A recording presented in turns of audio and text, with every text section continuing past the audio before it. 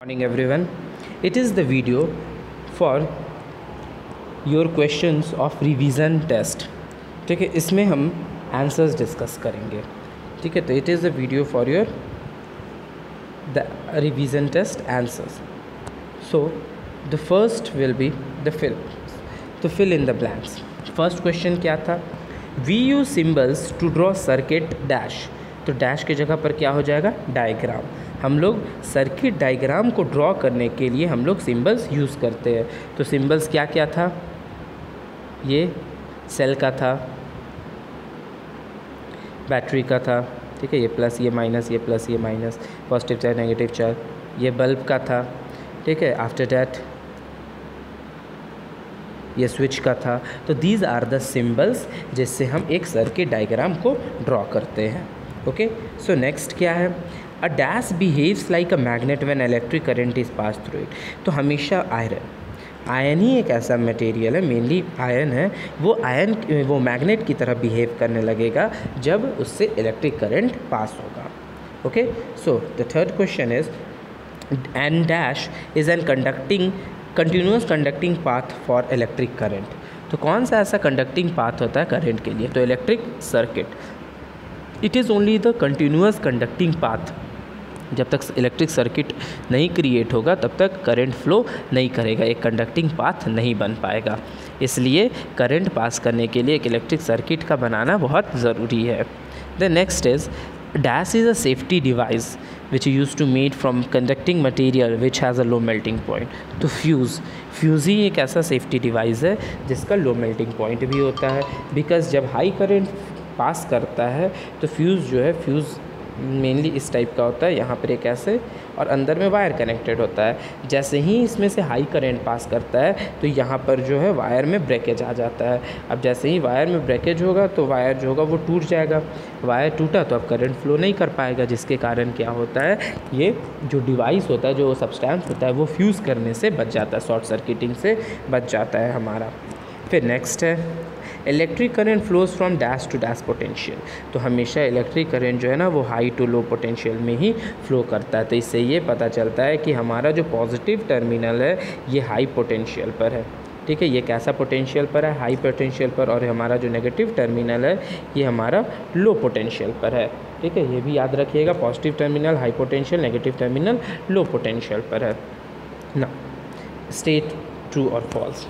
तो metals are conductors of electricity. तो we know ion क्या है? एक मेटल है. तो आयन इज़ ऑल्सो मेटल. जब उससे इलेक्ट्रिसिटी पास कर सकता है तो इसका मतलब metals are conductors of electricity. So answer will be true.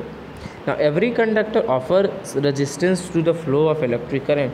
तो हर एक कंडक्टर जो है ना वो रेजिस्टेंस ऑफर करते हैं, वो फोर्स करते हैं करंट को फ्लो करने के लिए. तो answer will be true. The core of electromagnet is made up of any metal. नहीं, जो मेनली जो कोर होता है वो इलेक्ट्रोमैग्नेट का, वो जब बाइंडिंग होता है तो वो इलेक्ट्रोमैग्नेट का आयरन रहता है. ठीक है, मेनली जो हमारा इलेक्ट्रोमैग्नेट है वो क्या से बनता है? आयरन से बनता है. तो ये किसी भी मेटल का नहीं बनता है, ये मेनली आयरन का ही बनता है. So answer will be false. Now electric current has energy called electrical energy. जैसे केमिकल होता है तो केमिकल एनर्जी. ठीक है, तो इलेक्ट्रिक करंट पास भी एक एनर्जी है जिससे हम क्या बोलते हैं? Electrical energy. So answer will be true over here. Now comes for question answer. Now what is an electric circuit? अभी पढ़े थे इलेक्ट्रिक सर्किट ज़रूरी है किसके लिए? पाथ एक क्रिएट करता है और करंट को फ्लो करने में हेल्प करता है. तो देखो, an electric circuit is a continuous conducting path. एक पाथ है. ठीक है, इलेक्ट्रिक सर्किट जब हम बनाते हैं ऐसे तो ये क्या क्रिएट कर रहा है? एक पाथ क्रिएट कर रहा है. किसके लिए? इलेक्ट्रिक करंट को, जो यहाँ से करंट मेरा निकला, इसको फ्लो करने के लिए. अब इसमें क्या क्या है? तो consisting of source of current है, that is cell. Source of current cell या बैटरी हो जाएगा. सोर्स ऑफ करंट तो यही है.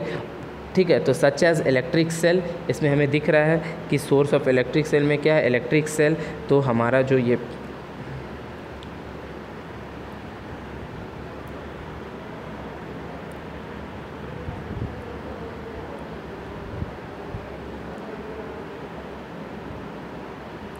ठीक है। तो क्या क्या है, इलेक्ट्रिक सेल यहाँ है, एंड अदर सर्किट एलिमेंट, और क्या क्या है, लैंप है हमारा, ये लैंप हो गया, ठीक है, बल्ब जिसको बोलते हैं ये हमारा लैंप हो गया, वायर हो गया, ये हमारा वायर हो गया, और साथ में एक स्विच हो जाता है। तो यही सब चीज़ मिलकर क्या बनता है, एक इलेक्ट्रिक सर्किट बनता है, दैट इज सेल या बैटरी, सेल या फिर battery, lamp, wire and switch, इन सब को मिलाकर हमारा क्या बनता है, एक इलेक्ट्रिक सर्किट बनता है।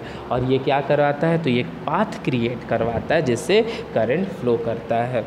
Now the second question is that what is the miniature circuit breaker. तो मिनिएचर सर्किट ब्रेकर एक तरह का स्विच है that automatically stops the current in a circuit if the current in its exceeds the specified maximum limit। जब high current flow करने लगता है, जैसे ही हाई करंट फ्लो करने लगेगा वायर में से, सपोज दिस इज़ वायर और इधर मान लीजिए टीवी कनेक्टेड है, जैसे ही हाई करंट फ्लो करने लगेगा तो एमसीबी ऑटोमेटिक क्या हो जाता है ना, वो करंट को फ्लो करने से रोक देता है। अब करंट फ्लो करेगा नहीं तो टीवी तक करंट पहुंच नहीं पाएगा, जिसके कारण टीवी हमारा उड़ने से बच जाता है, टीवी हमारा फ्यूज़ नहीं कर पाता है, ठीक है। तो एमसीबी क्या है, एक स्विच की तरह बिहेव करता है जो ऑटोमेटिक करंट के फ्लो को स्टॉप कर देता है। कब, जब करंट अपना हाई मैक्सिमम लिमिट जब ये क्रॉस करता है तब, ठीक है। तो इसे याद रखिएगा, miniature circuit breaker is a switch that automatically stops the current in a circuit if the current in its exceed the maximum limit. Okay, that's all for today, thank you.